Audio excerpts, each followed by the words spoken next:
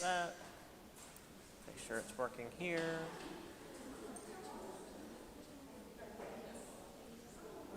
Oh, right. It should be, yes, okay, good. All right. So the plan is today I could either finish the chapter today and then just throw you into the test on Monday, or we could mostly finish the chapter today and then like knock out the last couple of slides on Monday and then do the review. So I feel like we'll probably do the latter so we can actually go over the review in class. Otherwise we won't have time for that. So yes. That's what I was saying is either I could go through all of this today and we won't really have time for the study guide, or I can kind of cheat and leave a few extra slides for Monday, and then it's like, oh, look, we have time after class, and then we'll go over the study guide on Monday. That's right. Yeah, but we're also getting recorded, so shh. Yeah, so we're just going to go over most of the stuff today. We'll leave a couple extra for Monday for schooling purposes, and then we'll go over the study guide. Since this is our first test, I'll go easy on you guys. After that, we'll do the rest of the semester as usual. Well, for me, the first test is usually the hardest, because most of you don't know how I do the testing. And also, at least for like the material, usually the first test is the toughest, especially for like the 101 and the 103, because the first chapter is like trying to pull a bunch of stuff together before it starts to flow. You've got, all the Native American tribes all over North and South America, and then you've got the different European groups. And like we don't start focusing on England until like chapter 3. And like the American Revolution doesn't happen until chapter 6. So like we don't really get the real focus until later. And same with European history. So the first test is a little bit scattershot in terms of material. So I try to go a little bit easy on you guys if I can. So yeah. Any questions before we start? Yes. Uh-huh.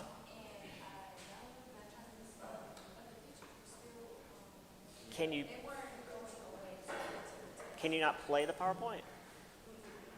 Huh. Okay, I'll look into that. I'll look into modifying the PowerPoints and re-uploading them. Okay. I thought you guys could just like play the PowerPoints and move the stuff like I do, but if not, then I'll adjust that. You can only view it. You can't like play it. Interesting. Okay, well, because I thought you could just like download it and play it like I do.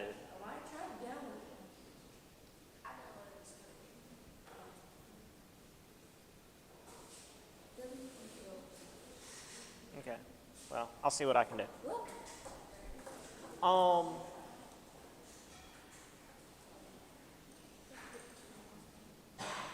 Anyway, last time, any other questions? I will work on that.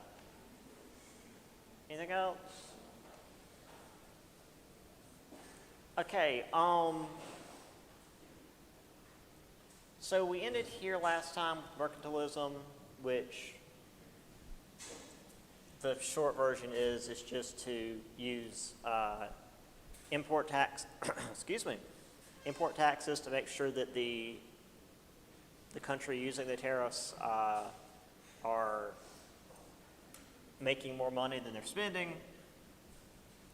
which is good in theory, but it just kind of stagnates international trade because once everybody's using tariffs, nobody wants to trade with anybody else. And yeah, you're just not trading anywhere. It worked for Britain because Britain had their huge empire, so they were at least trading among their empire. But it led to smuggling because they outlawed trading with other countries, even when the other countries could provide cheaper goods that Britain charged more for.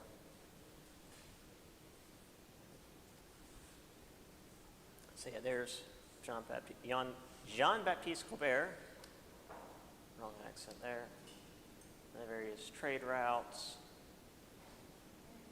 and what the country and colonies were, how they were meant to behave. Capitalism again, and then of course, smuggler John Hancock.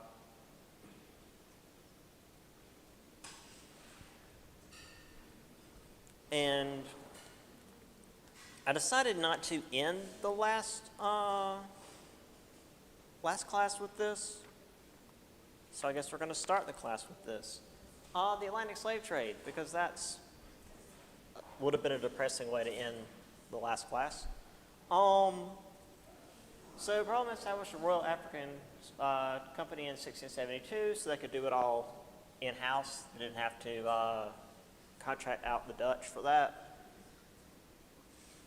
And by 1713, England could sell slaves to Spanish settlements because of, the Spanish Navy being essentially destroyed. And as we're going to see here in just a little bit, the Spanish settlements were actually had higher demand for African slaves than the North American colonies.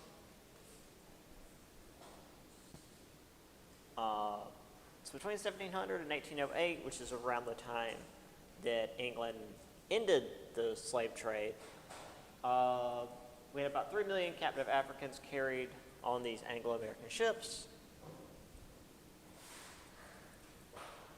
The Middle Passage is the infamous Atlantic portion of the trip.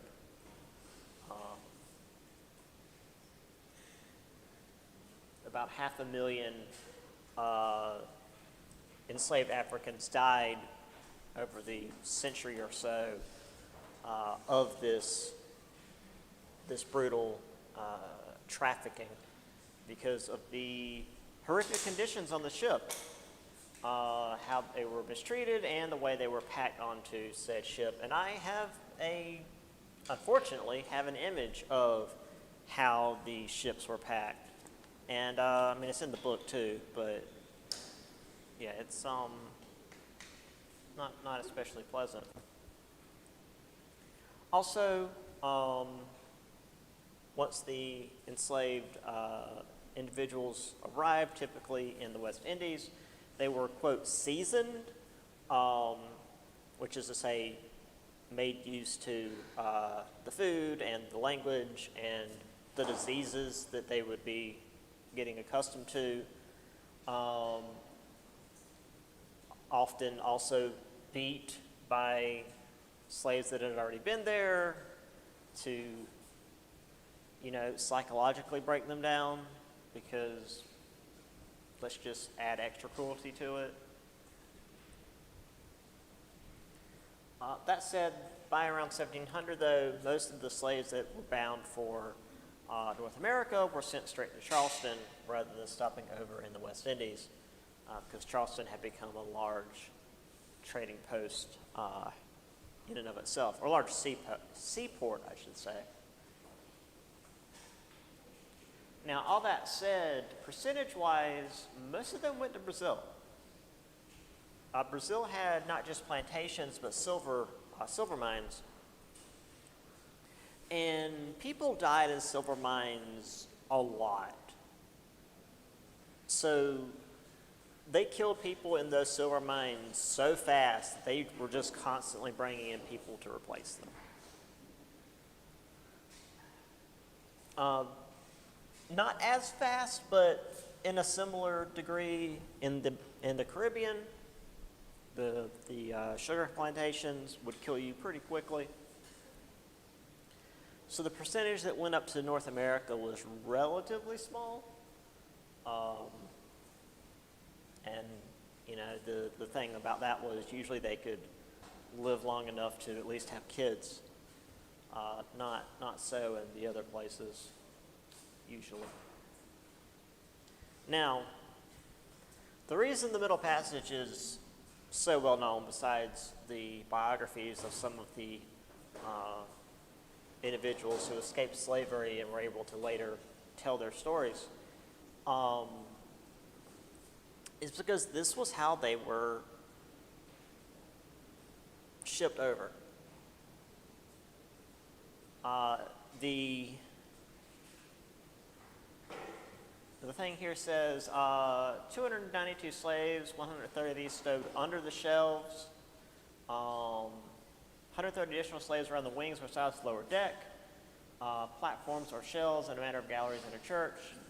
Slaves stowed on the shelves and below them have a height of 2 feet 7 inches between the beams and far less under the beams.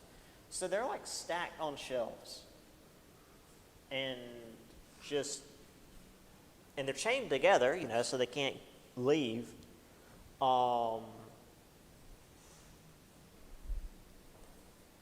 That's what, 200 and, so almost 300, and then 130 more. So about 400 humans stacked in there like firewood. And like, what gets me about this, besides the inhumanity of it, besides the fact that these people were being sold into slavery, like, the Europeans wouldn't even transport animals like this. Like, if they were bringing over cows or horses or pigs or whatever, like, they knew they'd have to give them more room than this because those animals would freak out and kill each other, or simply die of disease. But when these humans were packed together and died of disease, oh well. I don't get the thought process. It's like, these are still living beings. Like, even if the slave traders are seeing them as less than human, okay, let's grant that for a second. Let's just, okay, the slave owners see them as less than human, but they're still living things. Try to keep them alive? I don't get it.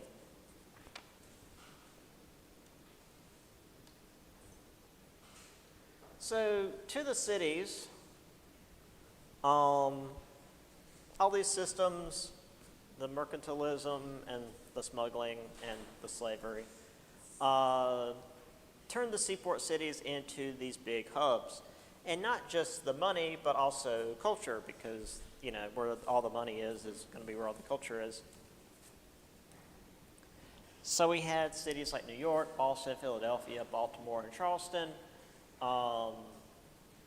Population-wise, they were a little less than 10% of the population, but they were the hubs of the colonies. They were where the economy was, the politics, the social and cultural activity. So whatever happened in these cities shifted. I keep wanting to say the country, there wasn't a country yet, shifted the colonies.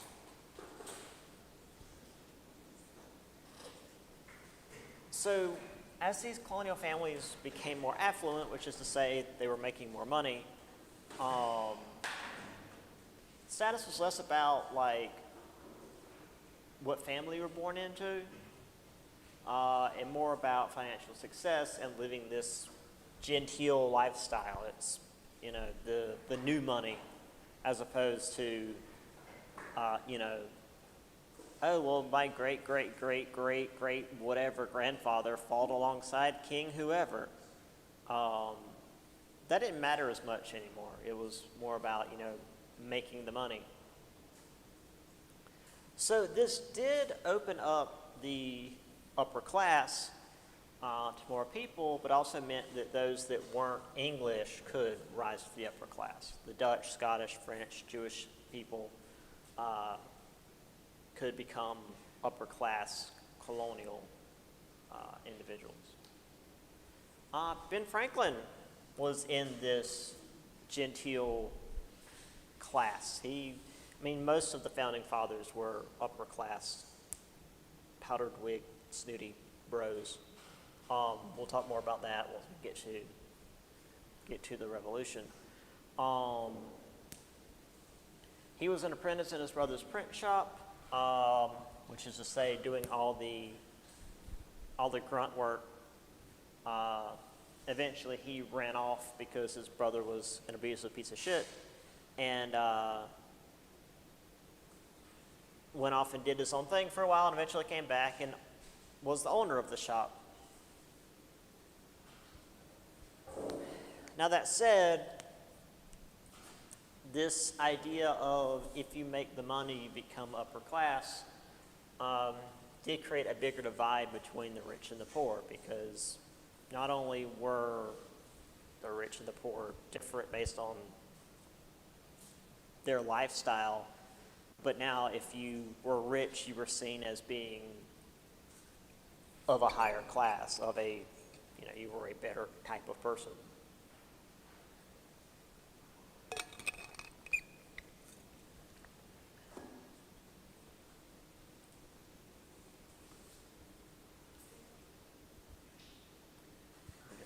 Had some images here of some of these ports. This one's definitely not of the time there's a steamship there, so goof that one. This one seems a little more correct. Sailing ships and ports and harbors and whatnot. And there's Ben Franklin about to murder his little apprentice there. It's like, hey, this is getting a little spicy. Grab the cake, kid.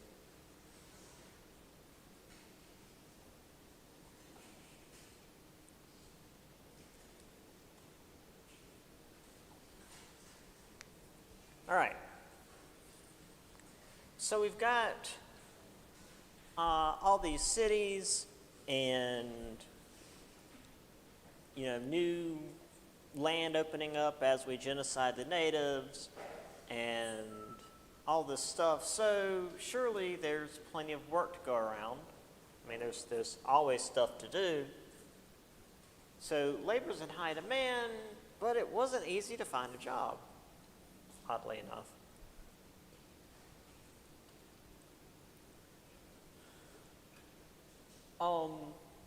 So a free laborer, someone that's, I believe we've mentioned this before, someone that's just doing odd jobs. Hey, you need, your field harvested, need stuff loaded onto a ship.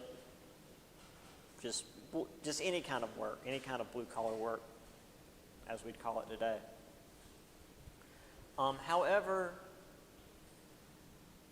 this sort of work was replaced by much cheaper indentured servants, convict labor, and eventually slave labor, although the last two are basically the same nowadays because of the 13th Amendment.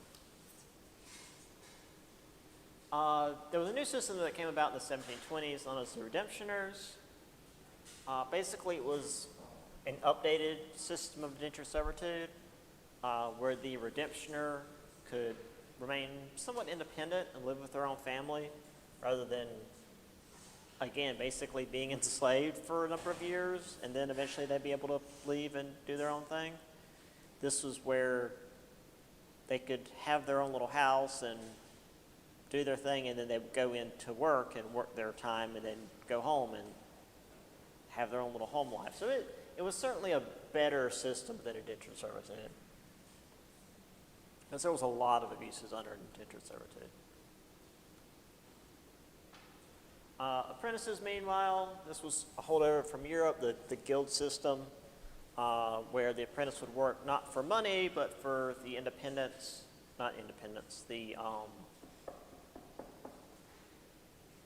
experience, that's the word, to learn and eventually take over a trade.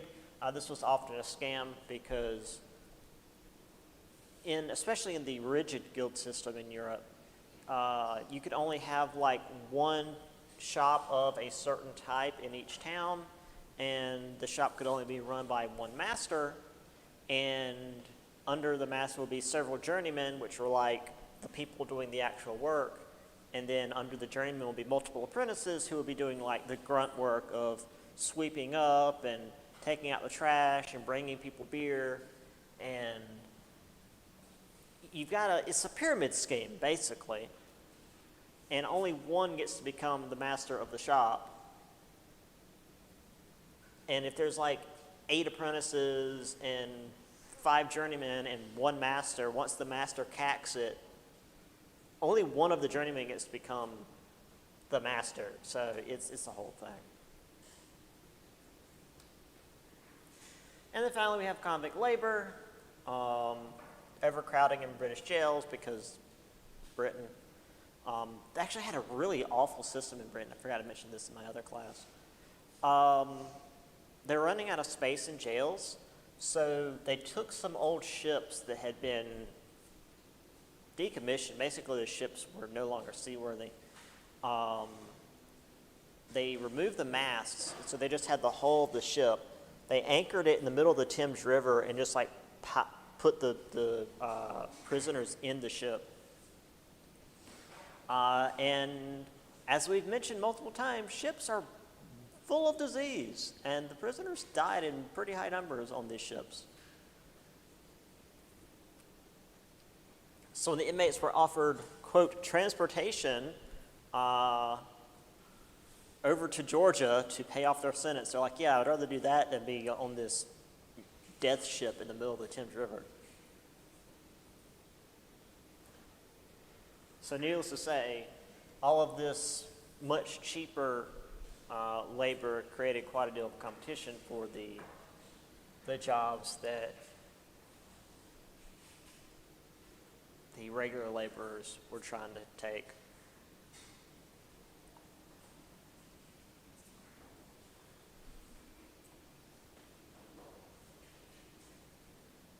Although well, no, that's not right. I was going to say, I don't know if convict labor actually pays off sentences anymore, or if it's just like a way for the system to make money.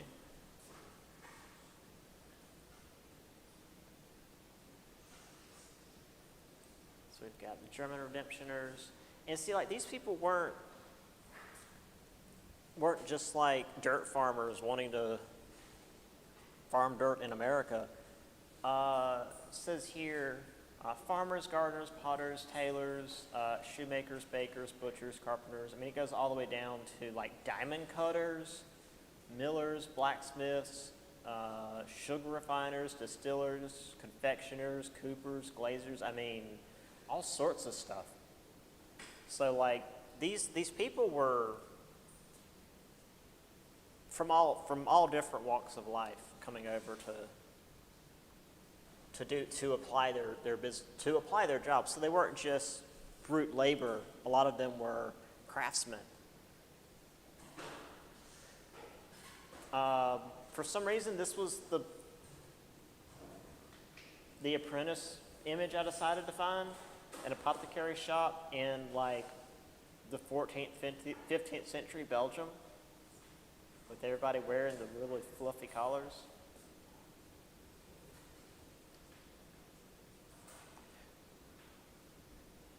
This is a hell of an image from, it's definitely Britain because based on the bridge there. So these are some British convicts being brought over to Georgia. I don't know what these kids did, but they're going to Georgia. They're chained up with the rest of them.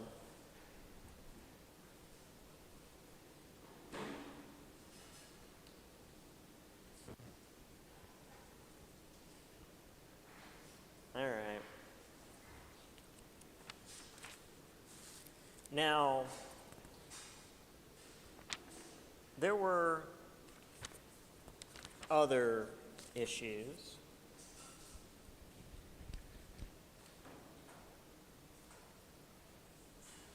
not just competition for work, there was also land shortage and a population boom. So not a lot of land and suddenly a lot of people. So if you didn't already have land, you didn't already have a job, you didn't, already have yourself established, things were becoming difficult. So this resulted in migrant labor, which is kind of where I was going with the free labor thing, but this is just the free laborers moving around, going from town to town, seeking out any kind of work that they can do. So you'd have these groups of usually able-bodied men going into a town and be like, hey, do you need anything that needs to be done? Want us to help you build a house or harvest crops or load stuff into ships or whatever. Like I said, just a bunch of jacks of all trades, just essentially handymen, just in need of a job.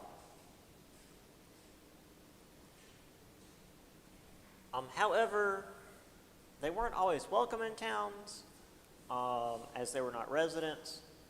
They were often warned out of towns. Now, this doesn't necessarily mean they were like kicked out of towns entirely, but they were told since they weren't residents and therefore not like paying property taxes, they weren't eligible for public aid because the towns themselves were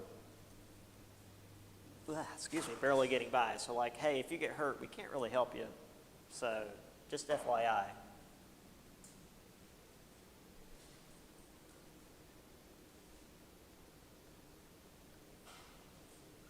So 1750, most of the seaport cities had almshouses or workhouses.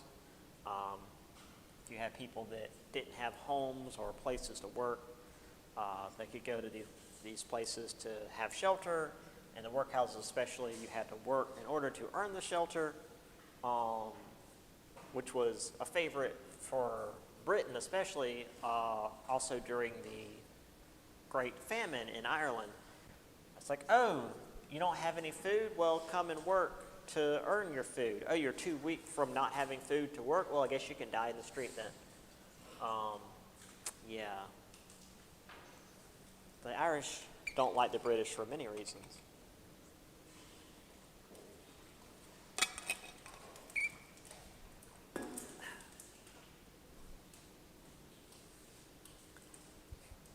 And the transient worker thing, it's been a thing for a while. I mean, this is obviously in the 1800s because we have a photograph.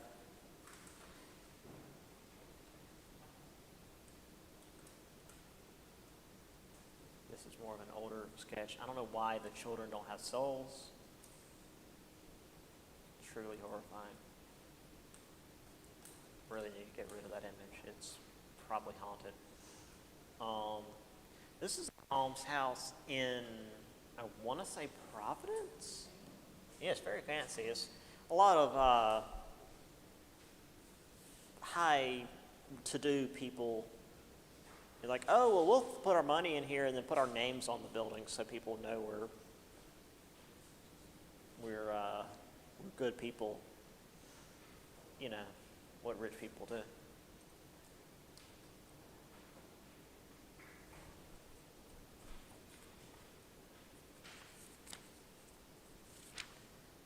All right. We are closer to the end than I'd expected, but it's fine. We'll wait until next week because we do not have time to go over the study guide. It's a big study guide. Okay.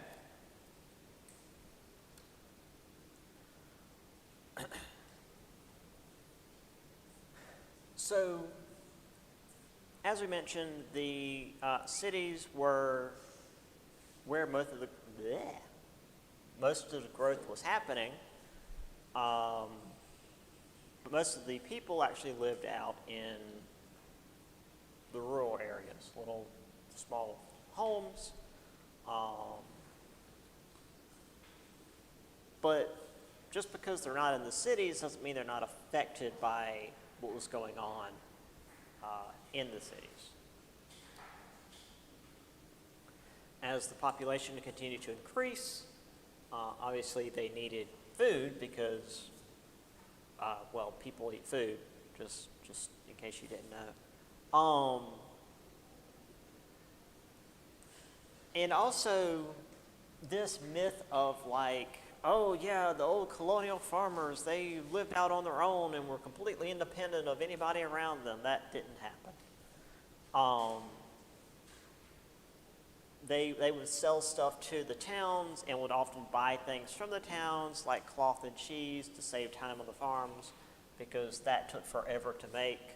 And if you could just buy it for relatively cheap from the towns, then yeah, much easier. These weirdos that are like, oh, go out of the woods and live off the land and blah, blah, blah, blah. It's like, that's not how anyone's ever done it, ever. Like, even when we were cavemen, we lived in groups because that's the only way we could survive. Also, though, there was this issue for the farmers when it came to population growth, because as more and more people are spreading out, they're taking land, and typically farmers would split up their land among their children, but I don't know how better to say this, if more of their kids are surviving, then the land's getting split up into smaller and smaller plots. You know, usually a farmer has like 12 kids, and by the time the farmer is dead, there's like 2 kids left because, you know, mortality rates.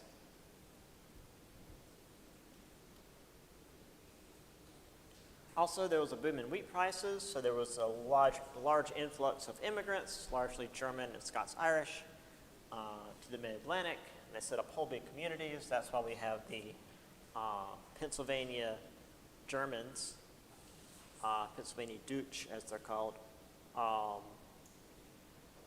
that are still, like, there's just big pockets of Germans in Pennsylvania from this time. Down in the South, immigrants usually had a slightly easier time getting land because the population density in the South was much smaller. But everything in the South was controlled by the planters, which is to say the slave owners. Any laws and market trends were meant to benefit the large plantations because they were the ones that were also running the government. So, you know, if you wanted a little small farm, your little small farm was going to be, what's the word I'm looking for?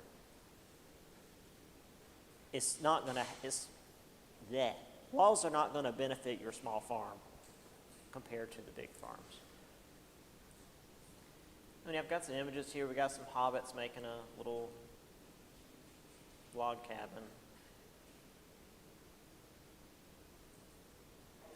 And just harvesting wheat, I guess. This was the closest thing I could find to like a frontier home where they just go out and clear out a bunch of land. Clearing out the stumps is going to be the real nightmare. But yeah, it's actually getting rid of all the trees was the real fight. And I meant to mention this to my Tuesday, Thursday class, but you see how like high that fire is burning in that chimney? That's not really an artist's rendition mistake. They burned the hell out of their chimneys to burn all this wood. They were just trying to get rid of it. Also, their hearths were really big and really inefficient, so they were always burning wood.